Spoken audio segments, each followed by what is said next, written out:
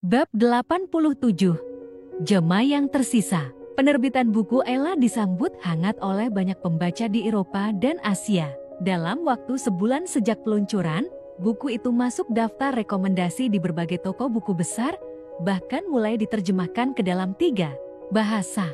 Kritikus sastra menyebutnya sebagai karya emosional yang dewasa, berani, dan jujur. Ayla tidak pernah menyangka bahwa tulisan yang sempat ia kubur dalam laci bisa menjadi batu loncatan baru dalam karirnya. Namun yang paling mengejutkan, salah satu tokoh sastra yang sangat ia kagumi sejak kuliah, mengunggah pujian terbuka tentang bukunya di media sosial.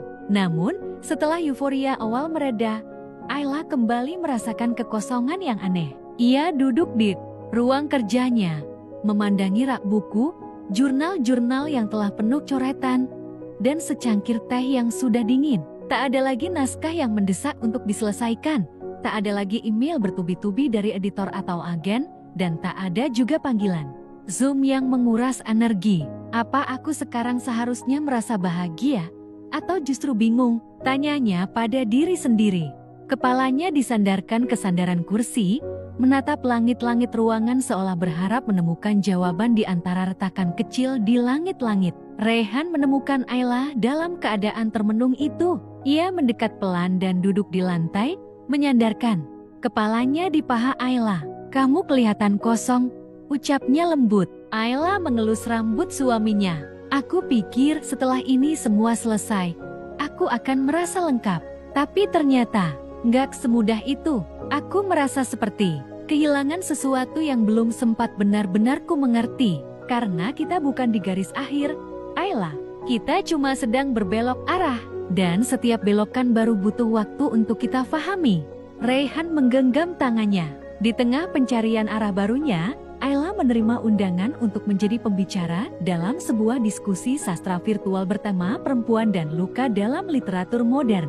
Ia awalnya ragu, merasa belum cukup pantas, tetapi Rehan meyakinkannya. "Lukamu sudah berubah jati kekuatan. Kenapa nggak kamu bagi ke orang lain? Mungkin ada yang butuh mendengar kisahmu untuk menyembuhkan dirinya sendiri," ujar Rehan.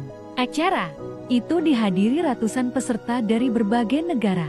Ayla tampil sederhana, mengenakan blus putih dan rambut yang dikuncir rapi. Suaranya tenang, ekspresinya tulus. Ia bercerita tentang bagaimana proses menulis menjadi bagian dari penyembuhan dirinya, tentang keberanian menyentuh luka lama, tentang bagaimana kata-kata bisa menjahit bagian hati yang sempat robek, dan tentang bagaimana mencintai seseorang bukan hanya soal setia pada satu hati, tapi juga setia pada kejujuran terhadap diri sendiri. Sesi itu ditutup dengan pertanyaan dari seorang penonton muda. "Kak Ayla, kapan kita tahu bahwa kita sudah sembuh sepenuhnya dari masa lalu?"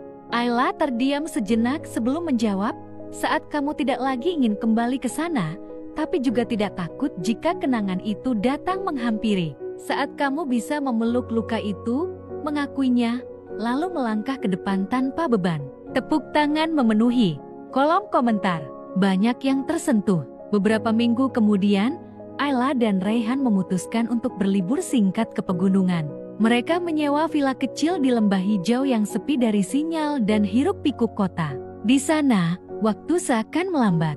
Ayla membaca buku di bawah sinar matahari, Rehan menyalakan api unggun setiap malam, dan mereka berdua bercinta dengan cara yang begitu tenang dan penuh kesadaran, seperti dua jiwa yang akhirnya menemukan iramanya masing-masing. Hari-hari di sana diisi dengan kesunyian yang menyembuhkan. Mereka berjalan kaki menyusuri hutan, menelusuri jalur berbatu sambil bergandengan tangan.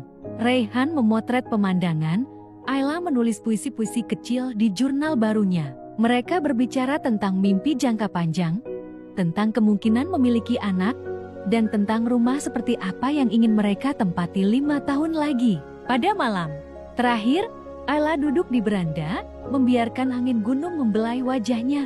Ia membuka jurnal barunya dan menulis, "Gema dari masa lalu tidak pernah benar-benar hilang, tapi kini aku tak lagi menutup telinga.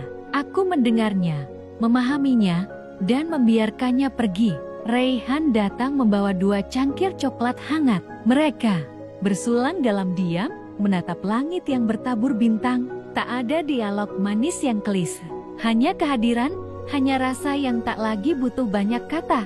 Ketika mereka masuk ke kamar, Raihan memeluk Ella dari belakang.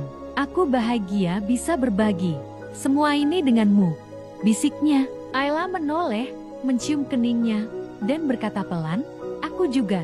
Dan aku gak akan menukar kebersamaan ini dengan masa lalu yang paling indah sekalipun." Malam itu, mereka tidur lebih nyenyak daripada malam-malam sebelumnya. Dan ketika pagi menyapa dengan kabut tipis dan aroma tanah basah, Ayla tahu satu hal, pasti hidup mereka mungkin tak sempurna, tapi cinta mereka nyata, dan itu sudah lebih dari cukup.